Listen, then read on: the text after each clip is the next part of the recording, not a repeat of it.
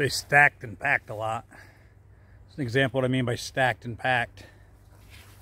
Even our annual garden, it might look like a whole bunch of green, but really what's in there.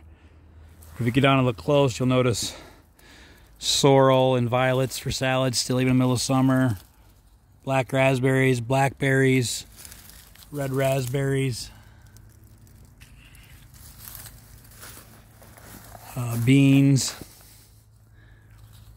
Some more summer squash taken off, summer squash behind it, tomatoes getting ready, the gooseberries we already harvested, lamb's quarter, earlier raspberries, the cabbage that the groundhogs got. All that in just this one small little bed. Strawberries down front. We repeat that theme all over the yard. Stacked and packed. And then becomes more stacking as we get out into the food forest and further down in here. Then we go from the ground covers, like I said before, some cherry tomatoes mixed in and others, up to the blueberries.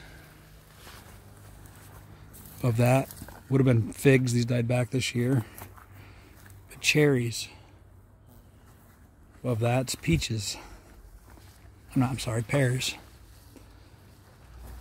Along with all these bush layer stuff, plants.